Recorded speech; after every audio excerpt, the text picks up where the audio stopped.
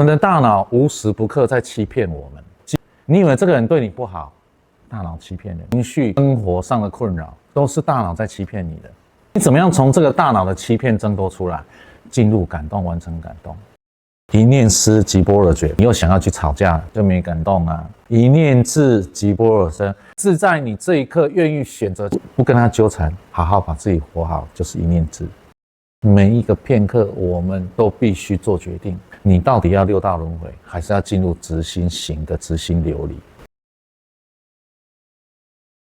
？8摩诃般若波罗蜜法。摩诃就是玛哈，就是大；般若是般若智慧；波罗蜜帕拉蜜塔就是到彼岸的方法。大智慧到彼岸，今既自皈依三宝，总各个自心。与善知识说摩诃般若波罗蜜法，善知识虽念不解，慧能语说，各个听。皈依三宝了，大家自皈依三宝了，但是每个人的状态不一样，各个自心。今天跟各位说摩诃波罗蜜，也许你们不能了解，慧能我啊，跟你们说，你们各自听。摩诃般若波罗蜜者，西国梵语，唐言大智慧到彼岸。此法须行，不在口念，口念不行，如幻化。修行者，法身与佛等也。就是要直心行，不是直心念，也不是直心说。所以一个真正在一体感中，一个真正明心见性、悟道以后的人，话是不多的，因为他一旦说话就很要命，他就一定会做。这就是我们后面的无余实践性。他说跟做是一致的。我们之前也讲，你一个到那个状态的人，你说话本身就是实践，因为他一个字一个字，他都当实践来说。密教有一个状态，我以前讲过，叫金刚咒的状态。什么状态？一般的学咒都要把咒背下来，观想什么什么，对不对？等到一个咒法修到最高层的时候，他讲话本身就是咒。就像释迦牟尼佛一样，我们以前举例过啊，嘎爹嘎爹巴拉嘎爹巴拉上嘎爹婆利耍，嘎爹就起来起来，大家一起起来，发菩提心吧。它是白话，但是不能把它意译，只能音译变，因为那是释迦牟尼佛当时用巴利文口语讲出来的。他那一句，他口语讲出来的就是咒。何名摩诃？摩诃者是大，心量广大，犹如虚空，能含日月星辰，大地山河，一切草木。善人恶人，恶法善法，天堂地狱，尽在空中。没有一个世界需要被去除，地狱也不需要被去除，都在空中。各位要做的是什么？你手游玩一玩，记得把手机放下。这叫离相，不要现在呢，这个要送小孩去上学了，继续打手游，这就是不离相。世人性空，世人的自信本身就是空，亦复如是。各位，你们的自信就是空，而且你们的自信里面，心量广大，犹如虚空，能含日月星河，大地山河，一切草木。善人恶人，善法恶法，天堂地狱，都在你们的自信里，也在每个人的自信里。这样清楚了吗？明心见性，见的什么性？就是见这个真即空，空中即真的自性本性。万法是大，万法尽是自性。见一切人即非人，恶之与善，恶法善法皆不舍，不可染着，犹如虚空，名之为大。万法皆是自性，包含现在已经发现的物理原理跟尚未发现的物理原理，都是自性。你说黄医师你怎么论证？我没有办法论证。有一天你明心见性了，你就能自证。那这种论证是不是一件值得做事？是。你论证了一定是对吗？不一定。尽皆不舍，没有什么需要舍去的。善法不用舍，恶法也不用舍，人跟非人都不用舍。不可染着，犹如虚空。啊，什么都在，什么都不用舍，只要不染着。一个比喻啊，没你我会死啊，我例外戏啊，那么哦，很多人这样，没你我会死啊，没有这回事，不可染着，犹如虚空，名之为大，此是摩诃大的意思。这个玛哈在印度人里面很多人都叫玛哈的，玛哈什么玛哈什么。因人口念，智者心行，又有迷人，空心不思，名之为大。这个六祖已经骂很久了，空心不思哈，前面已经讲很多次了。自信不是空心不思啊，空心作极若无际空，心量国大，不行是小。莫口空说不修此行，非我弟子。一样强调实践的重要性。人为什么会喜欢用讲的？当然，你的养成就是实践力，父母的实践力不彻底，老师的实践力不彻底，周遭的实践力不彻底。你从小耳濡目染，爸爸妈妈对你讲一套做一套，老师对你讲一套做一套，那你说这样的孩子长大会有实践力吗？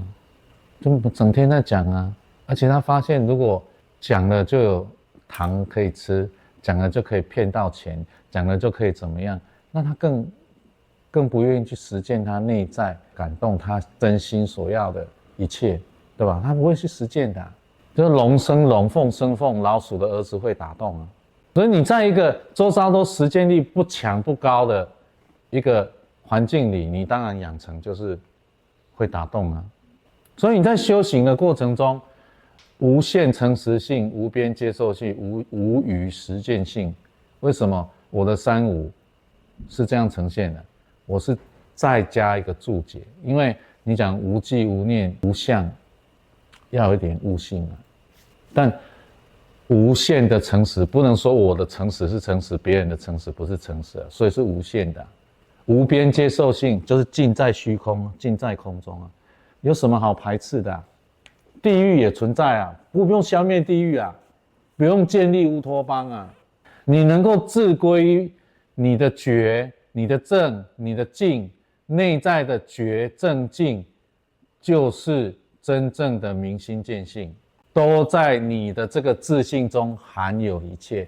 你如果还没有办法信的话，你就去念我的四大信任无尽自心升起大信任。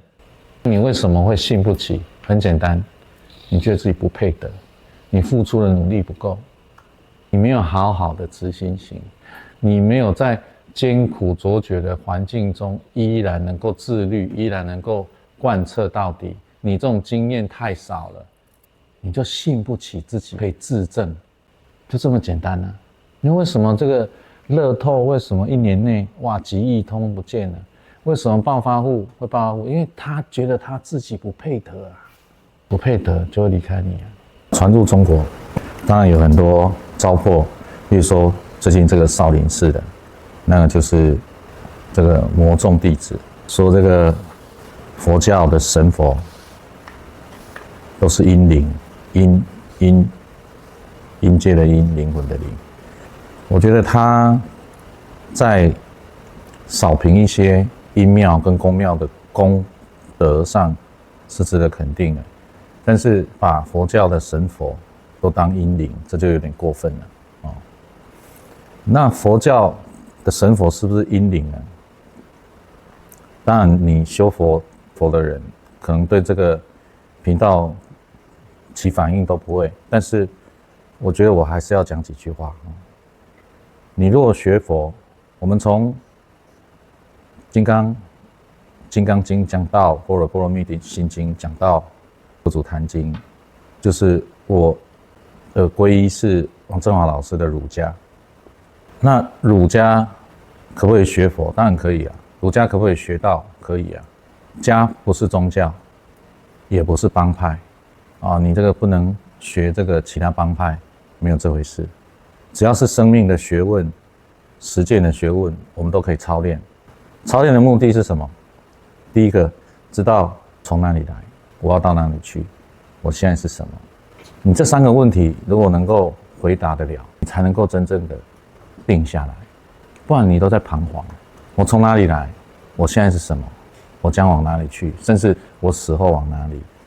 你要能够自己回答这3个问题，生命的3个大哉问。回答不了，你就会彷徨，你就会追逐，你就会到处去依赖大的权力、大事、大的名气。所以在这个整个脉络底下，我们要传的说，哎，这个为什么这个王老师这个法本，这个法本是王老师参考各种版本。哇，现在六祖坛经这么厚，都是后面的叠床架屋。王老师在讲坛经的时候，他是很审慎的，他是要把法传下去的。所以这个法本，他特别叮嘱，你必须讲的人是以一个真正要把法传下去的一个态度，才可以把这个法本传下去。因为这也是当时六祖把他的法本传下去的用心，我们不能辜负啊。所以说，有人要下载以后，也没有认真听课，也没有真的想要接法，你把这个法本给他，他拿去包槟榔，那就是我的过错了。那神佛是什么？六祖讲自性的3皈依。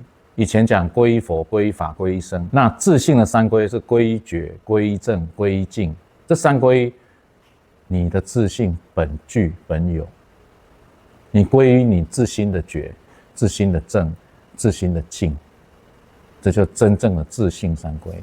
因为没有一件事是发生在外面的，所以王阳明说，山上有一朵花开了，如果你没有看到那一朵花，它是不存在的。当你看到那朵花，你看到它开，它才在你自心中盛开。可以懂这个意思吗？你认为的外在世界，你觉得它一直在运行中，但是我告诉各位，你的这个认识是虚幻的。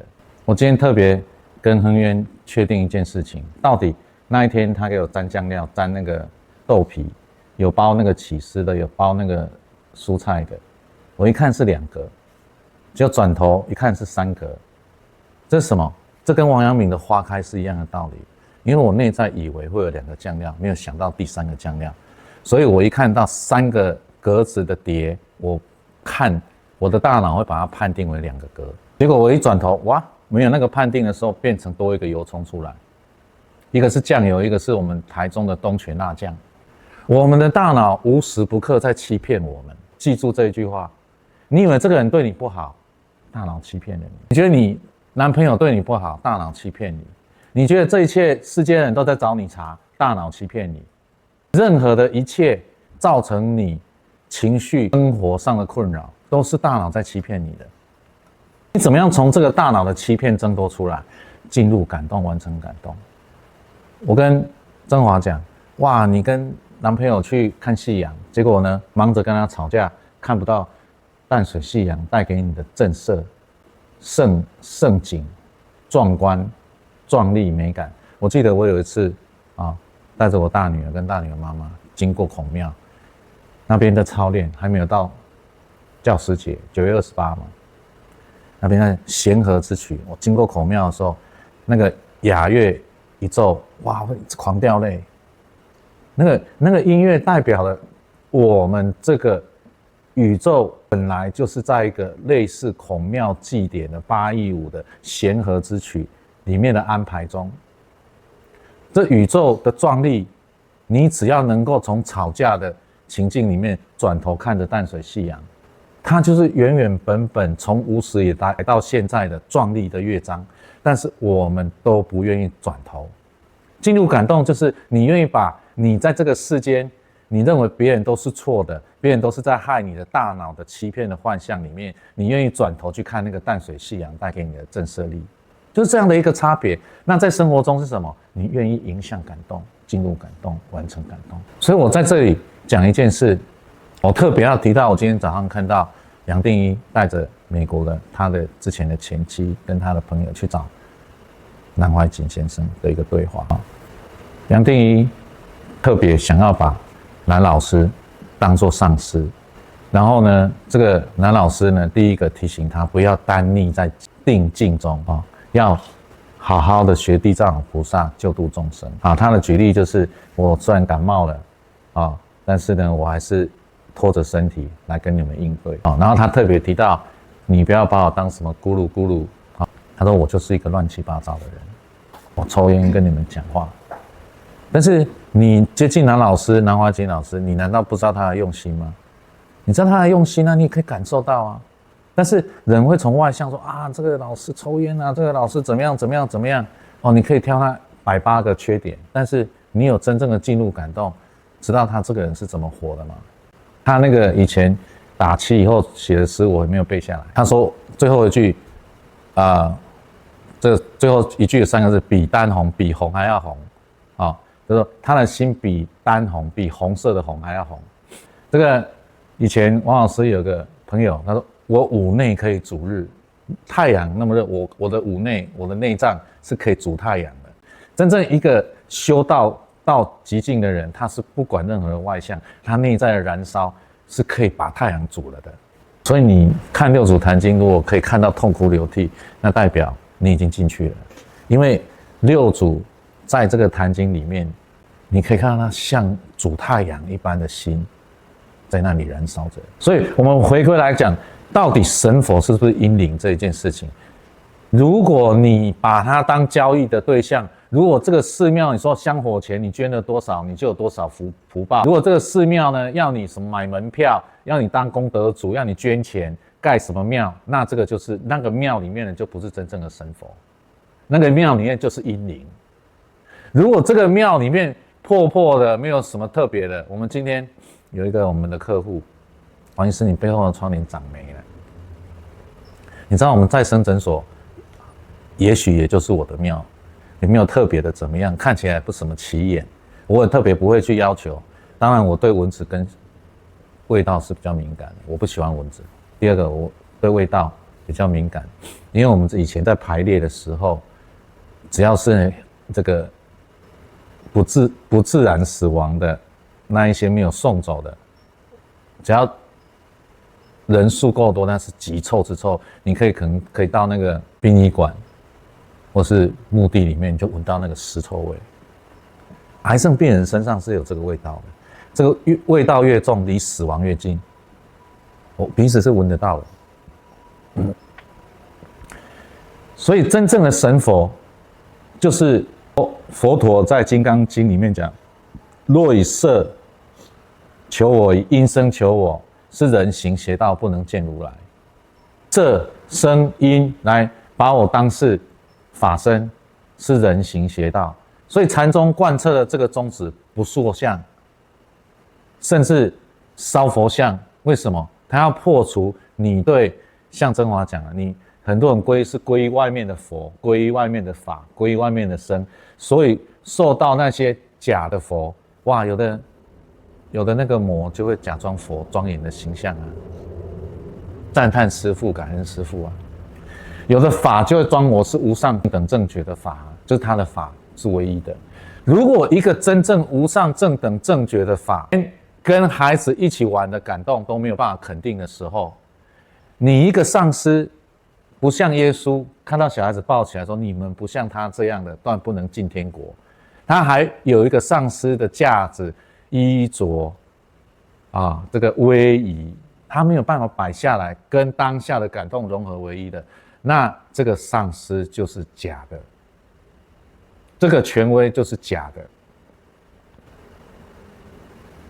你任何的名利权情，你甚至在信仰上塑造我是什么教宗，我塑造我是什么无上的存在，你没有办法对当下的感动进入，那你就是脱离了法身，你就不在感动中，你就不在一体感中，你就是你的法身脱离了你的肉身。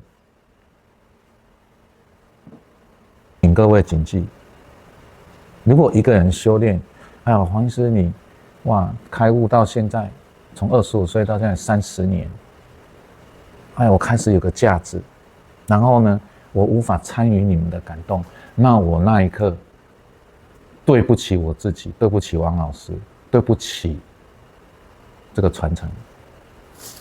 好，当然我可以看到自己常自见己过，与道即相当嘛，我下一刻改可以。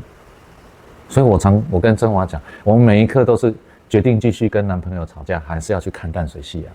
你都在淡水河边了，你是选择继续吵架，还是转头去看淡水夕阳？给你的感动跟震撼，每一刻都是这种选择啊！我黄鼎英啊！如果我还着这个相，我说我宣称我开悟了30年，结果我这一刻呢，我选择去跟我的男朋友吵架。当然我没有男朋友啦，哦，我选择跟男朋友吵架，不去看淡水夕阳，那我就是众生。还有什么其他好说的？那可能下一刻，我愿意再去看淡水夕阳的几率比各位高一点点，因为有操练嘛，对不对？你以前吃难吃，一直吃，但你会选择好吃的是不是？所以神佛如果是现在的佛寺里面，哎呀，你要添香油钱，你要做法会，你要捐钱，你要做什么？不叫你修正法，不传正法给你，那里的佛寺就是阴庙，就这么简单。但是我用我的全生命告诉各位，佛教从我们佛陀，从我们讲的《金刚经》、《般若波罗蜜多心经》到《六祖坛经》，最后一部经，这个《净明经》。《净明经》讲完了以后，那就是我回报我老师从维觉老和尚那边传来的正法，我一个他们的报恩。我把这个就像我刚刚把那首歌听完一样，我喜欢把一件事做完。我虽然不是佛教徒，我是学佛的人，那我肯定而且奉行佛教的正法。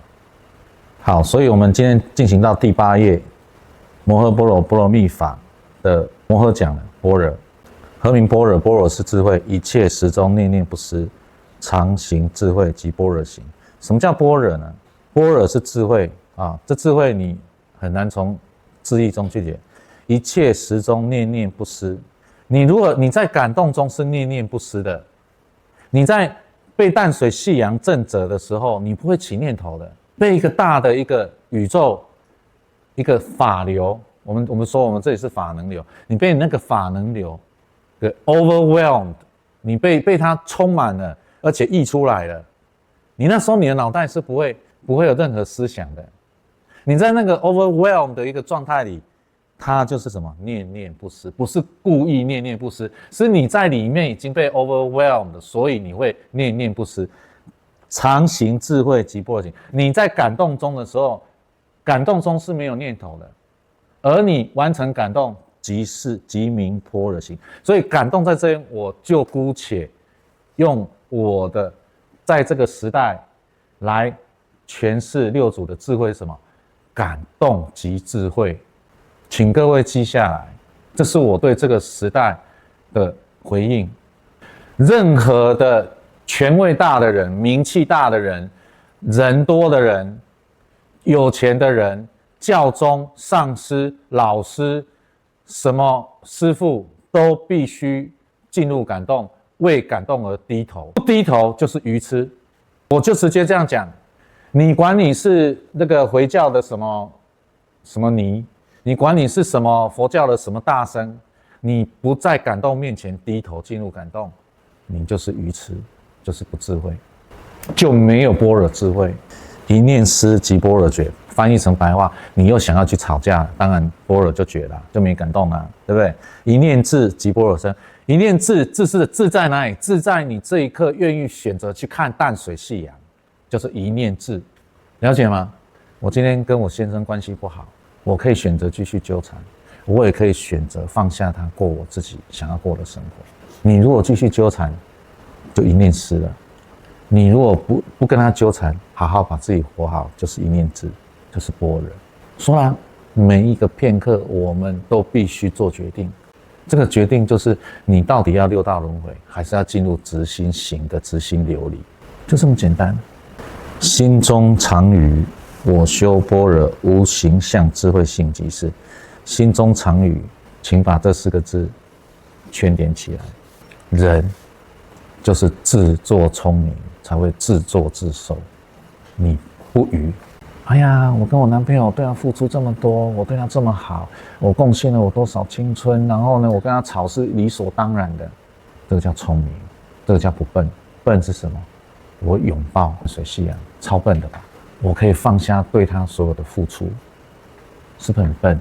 哎呦，人家说，黄医师啊，你对那个人那么好，那个人还背叛你，哦，他如果害人的话，我会找人处理他；他如果只害到我的话，那我会去看淡水夕阳，这是我的原则。如果背叛我的人已经害别人了，那我就会处理他。我要为这个社会除恶除害。但他如果害到我的话，我没有差啊。这世界上像我这种幸福的人，数5根手指头数不出来啊。有谁比我幸福？我看来看去没有比我幸福的人啊。我超满足啦。他害我又怎么样？我又不是第一次被害，也不是最后一次被害，对不对？啊，这是什么？心中藏鱼。你为什么会跟这个世界纠缠？就是你太聪明了。太聪明了就会跟这个世界纠缠。所以很多人说，那个像很多人说啊，黄医师你就是这样啊，你对人家好就很好啊，然后怎么样啊，你都没有顾虑自己啊，要付出啊，对不对？啊，超越我的底线，我就这样滚出我的世界啊，心中藏语啊，我是个笨蛋。我修般若无形象智慧即是，我修般若无形象智慧性质，你在感动中就是般若无形象智慧。怎么修呢？我们讲过了，在灵性生活会里面讲，进入感动，你做它的时候，第一个有人说你笨，哎呀，你这个笨蛋，你干嘛这样做？人家说你笨的时候，你还可以坚持做下去，这个叫纪律。纪律，你有纪律以后，你把这个感动完成了，就完成体验。因为你在完成感动，周遭没有人会认为你是聪明的，认为你是神经病，你是笨蛋，你为什么要干这种事情？你太笨了。你有陈述局啊，哎呀，你那个卖菜的钱，你为什么就捐了？那你为什么不给自己穿好一点的衣服？怎么样？因为他笨，心中藏鱼。那你看我们台湾很多角落这些老阿嬷是大菩萨，还有在天桥下卖那个，从以前到现在都5块一个自助餐的，10块啊，孩子卖了好几栋房子，代表什么？他福报很大，他孩子可以到处买房子啊，他卖了房子还继续给他，每个孩子都很有成就。大无亲，常与善人。老子讲的，你又笨又善良，老天爷永远跟你站在一起。何名般若波罗蜜？此是西国梵音。汤言到彼岸，解义离生灭，浊尽生灭起。如水有波浪，即是如此岸。离尽无生灭，如水长流，故即名到彼岸，故名般若蜜。智慧到彼岸，智慧到彼岸是什么意思？智慧到彼岸就是你这一刻选择不跟男朋友在淡水河边吵架，进入看淡水夕阳的壮观，这你就到彼岸了。你只要一转头看到淡水夕阳带给你的震慑力，我常常去淡水看夕阳，那就像去教堂听那个圣歌一样，就你知道，只要看着夕阳，很少人在讲话，更不会大声喧哗，每个人都被震慑住了。你被一个大的直心流、大的法能流给淹没了，给包含在其中了，这就是般若波罗蜜。解义离生灭，什么意思呢？你要离生灭。什么叫生灭？你聪明就有生灭，你着境就有生灭，你跟男朋友吵架就有生灭。我要怎么吵才会赢，就会有生灭。我要怎么吵才可以这个离婚的协议里面获得最大的利益，就会有生灭。但是呢，这样就像水有波浪一样，即是此岸，这就是你烦恼、痛苦、纠结、痛不欲生的此岸，像癌症病人一样，离尽无生灭，如水长流，故即名到彼岸。你如果愿意转头去看淡水夕阳，进入感动中，没有生灭，如水长流。如水有波浪，跟如水长流差别在哪里？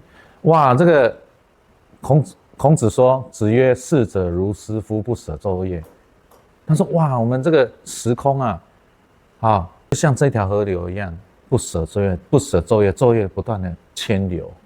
我们的生命，整个宇宙就像这个大的河流一样，但是你只在意看那个淡水河边的那一小块的波浪起伏。所以我常讲一件事情：世间没有一件事需要被去除，人需要修的就是你心量能不能越来越大。”以至于你可以修身齐家治国平天下，以至于你可以从10性位、10善位，到最后初地菩萨、2地菩萨，到最后到10地菩萨，你心量不能渐渐的扩大，这是唯一的问题。修行不是你不可以做什么，修行是你的心量能够含什么，能够用你的诚实照耀到什么地步，你的实践力可以贯彻到什么地步。无限诚实性、无边接受性、无语实践性，就是你心量扩大的一个操练而已。这世间六祖后面会讲，人非我不罪，我非自有过。他说这个世界跟这世界的人非啊，如果我认为他是非，那是我的问题。从这里导入一个很重要的部分，这重要的部分是什么？你再也不要相信任何一个人带着你去烧杀掳掠，说要改变这个世界。这个世界不需要被改变，要改变的是你，每一个人自己。这个讯息太重要了。共产党领着中国要改变这个中国跟世界，普丁领着东正教要征战最大的领土，要改变世界。美国要带着他的科技跟民主制度要改变这个世界。所有的霸权都说我要改变这个世界，但都不愿改变他自己，所以这个世界到现在还在受苦中。这个世界不需要你改变，请你改变自己，请每个人改变自己。民主制度是对的吗？你看赖清德用民主制度干什么？共产制度是错的吗？有对跟错吗？现在这个之前台湾普发1万块现金，哇，在大陆引起轩然大波，现在大家都借贷过日啊，还有政府发现金这个事情，绷不住了。如果人类可以把武器的钱，当然现在不可能省下来，非洲还会有饿死人吗？我们浪费太多的能量力气在自我跟别人的对抗上。你不要讲苏美的冷战，或是现在中美的对弈还没有到对战，你不要看到外面，你看你呢？你跟谁在抓对厮杀？你跟周遭人谁在抓对厮杀？浪费你多少能量？那些浪费了能量以后，让你生病，让你烦恼，让你忧愁，让你有的没有的。最重要的是，你浪费多少时间在跟父母的委曲求全对抗上，这是大部分的人浪费能量最多的地方。然后长大了以后，开始结婚，有男朋友有女朋友，跟伴侣的对弈对抗上，浪费了多少能量？从大的国家到个人啊，都一样。我们每天无时不刻都在浪费不需要浪费的能量啊。你不用开发太多的能量，你也不用上师加持，你只要把这些浪费的能量不浪费，你每天生龙活虎，精神饱满。你要创造财富有创造财富，你要创造幸福能创造幸福。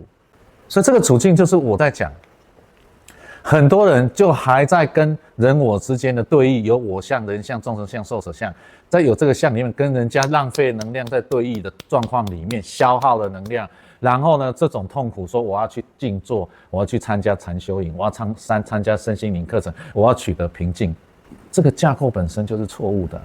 你没有转向淡水信仰的话，这些都白搭啊。你上身心灵课程有什么屁用啊？你还在跟人我之间的对弈对抗里面，还觉得自己聪明，还觉得自己委屈，还觉得别人家欠你。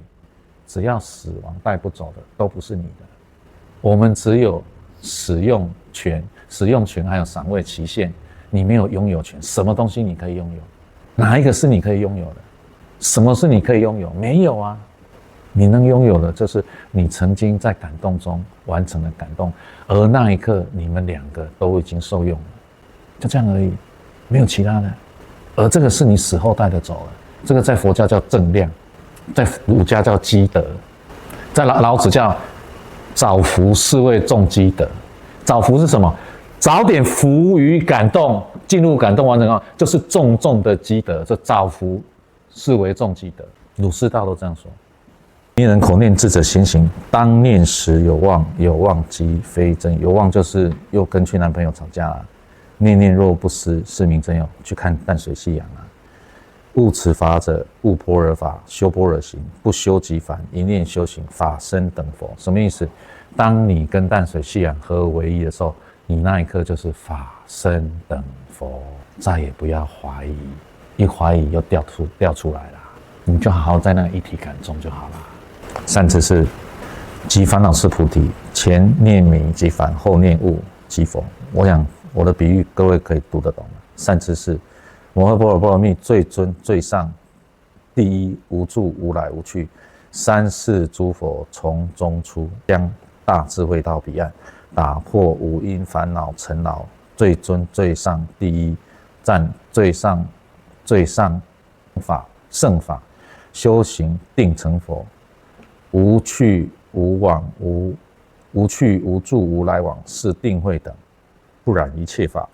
三世诸佛从中变三毒，为戒定慧。今天各位听了说，我说任何的一切必须向感动低头鞠躬，你不要把这个当作我升华的修行原则，你还着了我相。你要做的是我这一刻感动在哪里，我跳进去完成它，不是把它当一个原则来要求自己跟要求别人。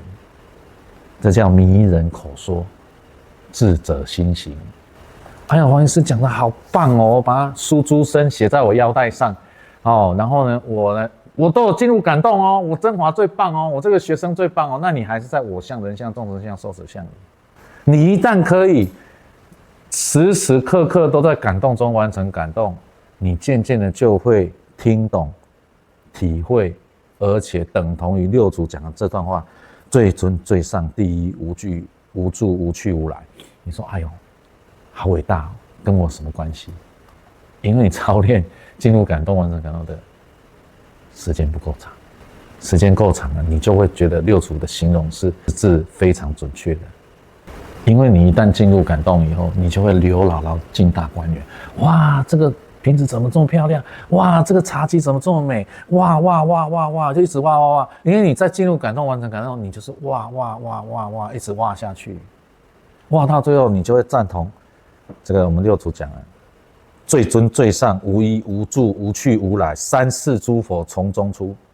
你没有实际的体验的积德正量，你就说哎呦感动是什么鬼东西啊？那么笨的人才会去做那种笨的感动，你干嘛帮他啊？你干嘛这样啊？你干嘛那样啊？对不对？人家世人笑我愚痴啊。但是你真正的从愿意执心行进入执心流，你就哇哇哇哇，你就会知道六祖讲的这个形容，没有一个自落空，他能怎么样？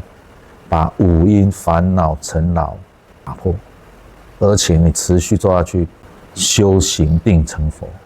无去无住无来往，是定慧等，不染一切法。三世诸佛从中变三毒，为戒定慧。各位也许无法体会，心向往之啊，有一天啊，你就可以知道六祖没有一个字落空，他不是故意要把法讲得很高很怎么样，是本来如此。各位必须自证，而我也正在正中。看各位有没有问题吧？请问为什么进入感动要低头？为什么不是走进去，而是要低头进去？低头的原因就是你要放下你的所有的自以为光鲜亮丽的一切，所以你必须低头。就是因为这样，你不能像这孩子一样，你不能进天国。天国就在感动中，净土也在感动中，国度也在感动中。哎呦，我帮你，我是贵妇，要装很高雅，妆容，帮你一下，这就不在感动中。你若那时候这个哇几十万的衣服，看有人帮忙，赶快挽起袖子，不管这个衣服被弄脏了或是破了，赶快去搭手，那就是要低头，那就在感动中，了解吗？所以人类走到这个地步，不是要多做什么，是要少做什么。少去干涉别人，干涉别的国家，把自己活好行吗？孔子讲一日克己复礼，天下归仁。这世界不需要什么改变，把自己活好，天下归仁矣，马上进入大同世界。因为只要每个人回到自己在感动中，就不会有人会饿肚子，就不会有人没房子住，就不会有人没有衣服穿。我的证明在哪里？在台湾。我没有说台湾很彻底，台湾也不是什么好的国家，但是台湾人的感动的量是比较大的，人跟人之间互助，然后也同时保存了自我。日本是什么？哇，一定要集体，然后个人的个性被压抑。台湾你要解释台湾既不是资本主义的自我主义，也不是共产主义的集体主义。台湾如果真的要诠释它的话，它叫感动主义。感动中，你跟自己同时被保留了下来，你不用偏颇啊。人我一体，有人有我，你中有我，我有中有你啊。感动主义才是真正能够改变这个世界的主义。但我说了，不要写在那个书珠身啊，写在那边说啊，这个是最上的什么教条，大家都要听，不听的人我马上打你。迷人口说，智者心行，那是每一刻的行动。你说那个各个经典上哪一句话是错的 ？No， 都是对的。但是他把经文当令箭，而不是在实践上，这才是最大的问题。这就是宗教的问题，这就是信仰的问题，这就是台湾身心灵团体的问题，这就是台湾公庙的问题。根源都是这个言行不一，不愿意为感动低头。所以前阵子啊，哎呀，这个我的心愿啊，把王老师的棒子接下来，哇，好辛苦哦！我还是不够笨，我还在这个看这个流量有多少啊，什么什么之类的，所以我还是不够笨啊。如果我够笨，我就不会在意了。没有问题的话，今天就到这里了。